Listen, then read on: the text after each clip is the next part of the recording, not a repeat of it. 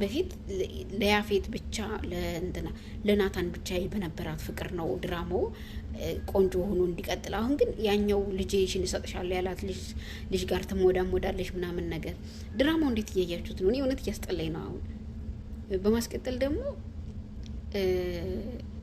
ያኛው ክፉ ልጅ እና ያፌት የሚባለው ማለት ነው ያፌት የሚባለው ልጅ በቃ ማለት የሰው ሚስት እንትን እያለ ለልደቷ ነው ስጦታን መስጣት ምናምን ድራማው ነው አሁን ማለት ነው። በፊት ቆንጆ ነበር ወዶ ነበር።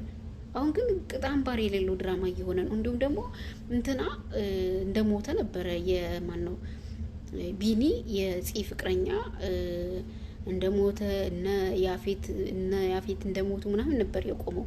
ግን አሁን ከዚህ ድራማው ላይ ያፌትም መግባት አቆመዋል። እንዲሁም ደግሞ ያፌት ከማቆሙ በላይ ደግሞ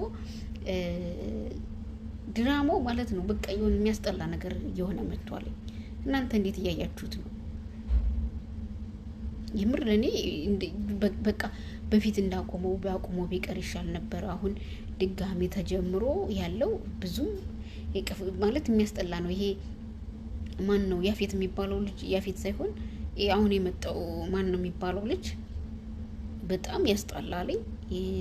እንትና ደግሞ በፊት ድራማውን ስስት ብለን እንድናይ የሚያደርገው ነገር ማናተኝ የናታን ፍቅረኛ እሷ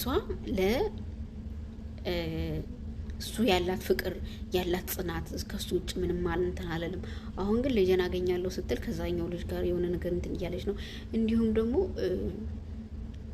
እኔ ድራማው ማለት ነው አሁን ባለበት በዚህ በሚሰሩት ድራማው ላይ በጣም ያስጠላል ምናምን ነገር ማለት በቃ ብዙ ደስ አይልም። እናንተ እንዴት እያያችሁት ነው?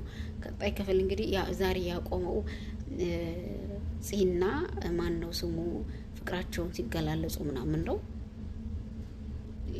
የነሱ ይሻላል ቢያንስ እንትና ማን ነው ስሙ የሱ ጽናት ብዙ ጸንቶ ጠብቋት ምናምን ነገር ያው ምንም ቢሆን ማለት ነው አንድን ሰው በትዕግስትና በእንትን ከያዛችሁት ሊቀየር የማይችል ሰው የለምና እንደተቀየረ ነው እኔ ድራማው የተረዳሁት እንጂ በቃ ምንም እያማረኝ አይደለም። እውነት ለመናገር እንዴት እያያችሁት ነው እናንተ? ይሄ ድራማ ከዚህ በኋላ ማለት ወይ ናታንና የጽጌረዳዋ ማን ነው ስሟ የሷ ልጅ መመለስ አለበትና በቃ የሆነ ድራማው በቃ ዝብርቅርቅ ያለ ድራማ ሆነ እና ለኔ አንድ ሀሳብ አልተመቸኝም። እናንተስ ተመችቷችሁ ከሆነ እንግዲህ ላይክ አድርጉ፣ ሰብስክራይብ አድርጉ። ሰላም እንዴት ናችሁ? እኔ ከእግዚአብሔር ይመስገን ሰላማችሁ በክርስቶስ ይብዛ። መቼም ሶሻል ሚዲያ የሚያስደስትም ነገር ይሰማበታል፣ የሚያሳዝንም ነገር ይሰማበታል።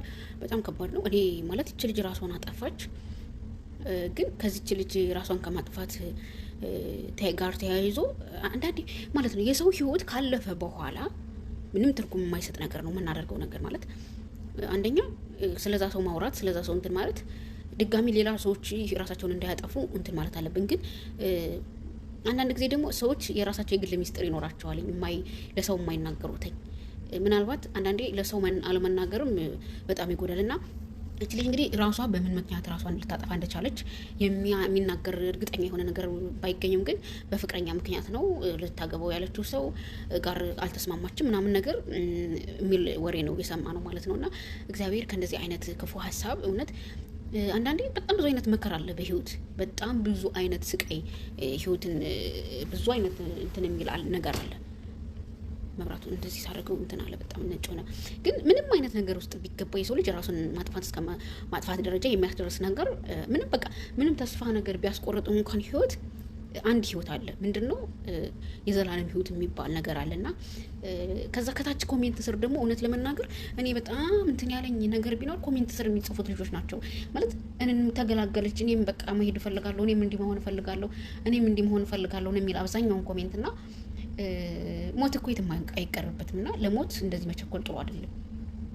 ሁላችንም የተወለድንበት ቀን እንደማይታወቀው ሁሉ የምንሞትበትም ቀን አይታወቅም።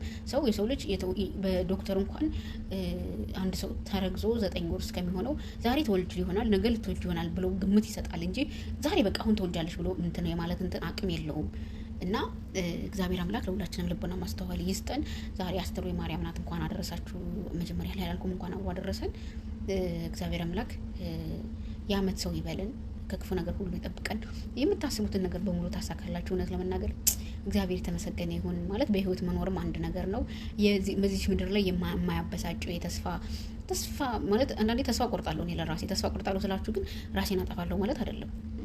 በቃ የሆኑ ነገሮች ሁሉ ይሰለቿችኋል ምናምን ነገር፣ ከዛ ትናደዳላችሁ፣ ታለቅሳላችሁ። ግን በዚህ ደረጃ ተስፋን አስቆርጦ ህይወትን እስከ ማጥፋት የሚያስደርስ ነገር የለምና ከክፉ ነገር እግዚአብሔር ተስፋ ከመቁረጥ የሚጠብቀን ማለት ነው።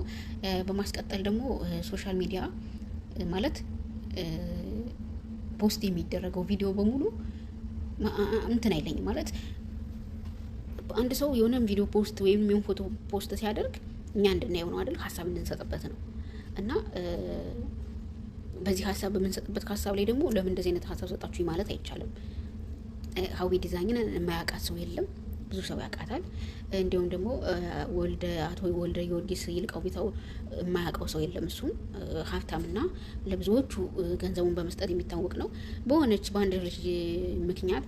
በአንዲት ልጅ ምክንያት የ1,200,000 ብር ሽልማት የሚሰጠውን ሽልማት አቆመ እና ከዛ በኋላ ከትንሽ ቀን በኋላ ምን አለች? ሀዊ ዲዛይን 500,000 ብር ለሚገዛ ለእኔ ሽልማት አዘጋጃለሁ ብላ። ማለት እኔ እንደ ሀሳብ በጣም የሚያስጠላ ሀሳብ ነው። ማለት ከገንዘብ ያለው ሰው አንድ ሰው 500,000 ብር የሚሸልም ከሆነ ገንዘብ የሌለው ደግሞ ደሃ የለትን እየሰራ የሚኖር ሰው መሸጥ አይችልም ማለት ነው። እኔ ላይ ለሚገዙ ውድ ከስተመሮቼ የ500,000 ብር ሽልማት አለ። ቤት ውስጥ የሚሰሩ እንደ ግል በጣም እንዲሁም ደግሞ ኦንላይን ዝም ብለው በእጅ ላይ የሚሰሩ ነጋዴዎችም ለሁሉም ነው ብሉ ካርድ የሚያድል የነበረው እርሱ ማለት ነው። ትልቅ ታዋቂ ነሽ ምንድነሽ እና ሰው አብዛኛውን ጊዜ በ300 ብር እቃ የ1 ሚሊዮን ብር እቃ መሸለም የምችል ከሆነ እያለ የሚገዛ ሰው አለ። እንዲሁም ደግሞ እቃን ፈልጎ የሚገዛም ሰው አለና አሁን እሷ ደግሞ እንደዚህ አይነት ሀሳብ ስታመጣ ሌሎቹ ማለት ነው ከእሷ በታች ያሉ ልጆች እሷ ኦልሬዲ አሁን ማለት ከፍታ በሚባለው ደረጃ ላይ ያለች ልጅ ናት። እንደዚህ አይነት እጣ ካርድ ማውጣትን ሳይኖርባት ከማንም በላይ ዱባይ ውስጥ ይሸጣል ሰው ከሚባለው በላይ እሷ ናት ገበያ ያላት ልጅና እንደዛ ማድረጉ ለእኔ እውነት ለመናገር ሌሎቹንን እድል የመዝጋት ሌሎቹንን ወደ ንግዱ ዓለም እንዳይቀላቀሉ፣ አንዳንዱ ወርቅ ይሸልማል፣ አንዳንዱ ብር ይሸልማል፣ አንዳንዱ እንደዛ የሚያደርግ ከሆነ አዲስ ነጋዴዎች ምንም መሸለም የማይችሉ እንደ ማንኛውም ነጋዴ እንደሚያደርገው ኢትዮጵያ ውስጥ እንትን ማለት እዚህ ዱባይ ልብስ ብቻ ሳይሆን እቃም ላይ ራሱ ዲስካውንት እንደሚደረገው፣ ሸቀጣ ሸቀጥም ላይ ዲስካውንት እንደሚደረገው፣ ማንኛውም ነገር ላይ ዲስካውንት እንደሚደረገው በዓል ሲደርስ በዓል ደርሷል እቃ ከኔ የሚገዛ ሰው ይሄን እቃ የሚገዛ ሰው እንትን ማድረግ ይችላል።